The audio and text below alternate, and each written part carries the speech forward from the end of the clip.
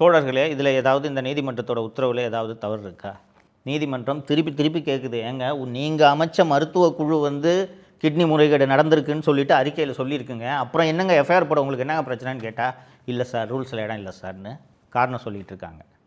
இன்னொன்று கொஞ்சம் யோசிச்சு பாருங்கள், கடன் காரணமாக ஏழை மக்கள்கிட்ட 4 லட்ச ரூபாய்க்கு கிட்னியை வாங்கிட்டு 1 கோடி ரூபாய்க்கு அதை விற்றாங்கன்னா எவ்வளோ பெரிய கொடூரம். உலகத்தில் எங்கேயாவது இந்த கொடூரம் நடக்குமா? அதுவும் அதை பண்ணுறது ஒரு திமுக எம்எல்ஏவோட மருத்துவமனை எனும்போது இதை எவ்வளவு சீரியஸாக விசாரித்திருக்க வேண்டும்.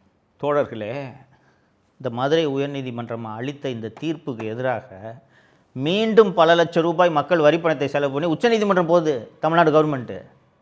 நீங்கள் நம்ப மாட்டீங்க, போனாங்க உச்சநீதிமன்றத்துக்கு. இந்த மாதிரி எஸ்ஐடி ஃபார்ம் பண்ணிட்டாங்க, நீதிமன்றம் நியமித்த இந்த எஸ்ஐடியை ரத்து பண்ணணும், நாங்கள் தமிழக அரசை விசாரிக்கிறோம், இந்த மாதிரி எஸ்ஐடி விசாரணைக்கு உத்தரவிட்டது சட்டப்படி தவறு, அப்படி இப்படின்ட்டுலாம் இதை ஏதோ சொன்னாங்க.